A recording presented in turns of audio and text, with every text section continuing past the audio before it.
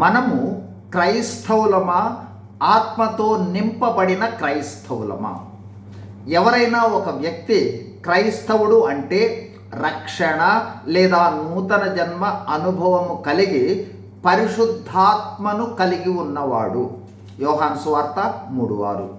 అలాగే రోమా 8:9 తెలియచేయునదేమనగా, ఎవడైనను క్రీస్తు ఆత్మ లేని వాడైతే వాడు ఆయన వాడు కాడు.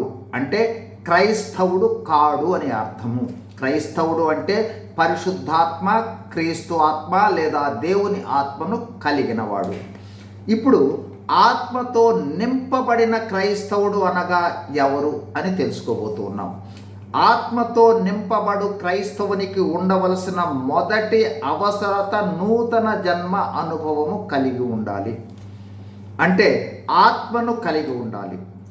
ఆత్మను కలిగి ఉండుటతో పాటు ఆత్మతో నింపబడాలి. అంటే ఆత్మ ఆధీనంలో, ఆత్మ నియంత్రణలో ఉండాలి. ఎఫెసీ 5:18. వీరే ఆత్మ పూర్ణులైన క్రైస్తవులు. నింపబడుట లేదా నిండి ఉండుటను అర్థం చేసుకునుట కోసం ఒక ఉదాహరణ చూద్దాం.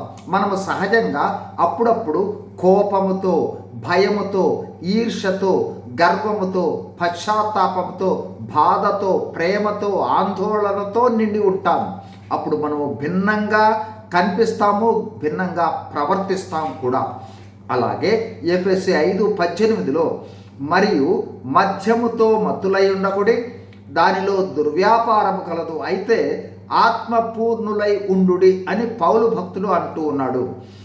ఏ విధంగా మద్యముతో మత్తులై ఉన్నవారు భిన్న నడక, భిన్న మాటలు, భిన్న ప్రవర్తన, భిన్న ఆలోచన, భిన్న అనుభూతులు అన్ని విషయాలలో భిన్నంగా ఉంటారో, అలాగే ఆత్మపూర్ణులైన లేదా ఆత్మతో నిండిన వారు లేదా ఆత్మతో నడిపింపబడేవారు దైవికమైన అనుభవంలో భిన్న నడక, భిన్న మాటలు, భిన్న వేషధారణ, భిన్న ప్రవర్తన, భిన్న ఆలోచన, భిన్న అనుభూతులు అన్ని విషయాలలో భిన్నంగా యేసు ప్రభువును పోలి ఉంటారు.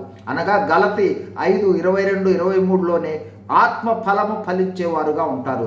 మనము నూతన జన్మ అనుభవం పొంది అంటే క్రైస్తవులమైన తరువాత మన వేష భాషలు మారక, మన నడక మారక, మన మాట మారక, మన ప్రవర్తన మారక, మన ఆలోచన మారక ఉన్నామంటే మనము ఆత్మతో నిండిన క్రైస్తవులము కాదు అని గుర్తించాలి. ఉదాహరణలో పౌలు భక్తుడు మద్యముతో పోల్చుటకు అర్థము లోపల మద్యముతో నింపబడితే తప్పనిసరిగా బయట అంటే బహిర్గతంగా మార్పులు వస్తాయి.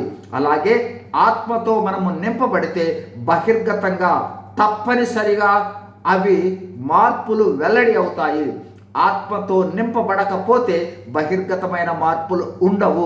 బహిర్గతమైన మార్పులు లేకపోతే ఆత్మతో నింపబడిన వారు కాదు, క్రైస్తవులే కానీ ఆత్మ నింపుదల లేదనే అర్థం.